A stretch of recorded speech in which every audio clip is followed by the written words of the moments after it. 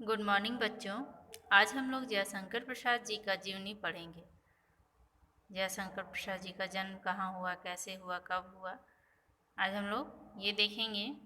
तो क्या है, कवि जयशंकर प्रसाद की गिनती हिंदी के श्रेष्ठ कवियों में की जाती है। छायावादी कवियों में प्रसाद का नाम बहुत ही ऊंचा है। उनके काव्य में छायावादी युग की सभी प्रवृत्तियों का बड़ा सफल अंकन देखने को मिलता है। उन्होंने अपने काव्य को सौंदर्य एवं प्रेम से विभूषित कर अत्यंत आकर्षक बना दिया है।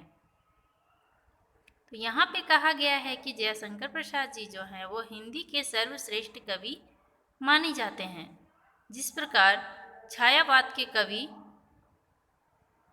कवियों में सर्वश्रेष्ठ माने जाते हैं, ये छायावाद के भी सर्वश्रेष्ठ कवियों में एक हैं। हिंदी साहित्य के साथ साथ छायावाद के भी एक श्रेष्ठ कवि माने जाते हैं। इनका जीवन परिचय है। कविवर जयशंकर प्रसाद का जन्म वाराणसी में सन 1989 में एक प्रतिष्ठित परिवार में हुआ था।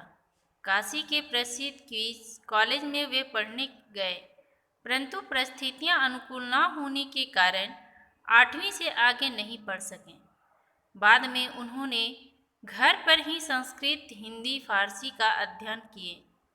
जयशंकर प्रसाद का निधन सन 1937 में हुआ, यानी उनका जन्म जो था वो 1989 ईस्वी में वाराणसी में हुआ था और वे काशी के किस कॉलेज में ही पढ़ने गए थे।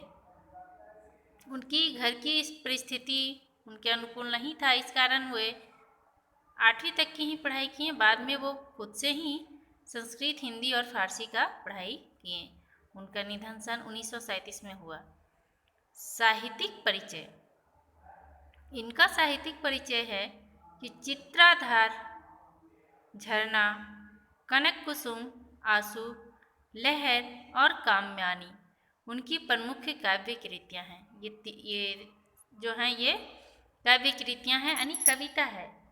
आधुनिक हिंदी की श्रेष्ठतम काव्य कृति काम्यानी पर उन्हें मंगल प्रसाद पारितोषिक भी मिला है।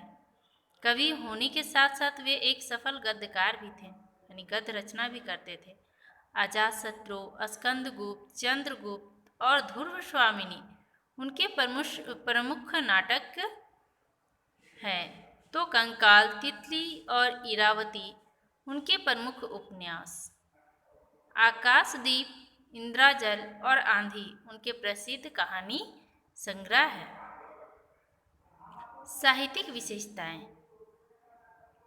प्रसाद जी के साहित्य में जीवन की कोमलता और माधुर्य है, तो साथ ही शक्ति और ओज भी है।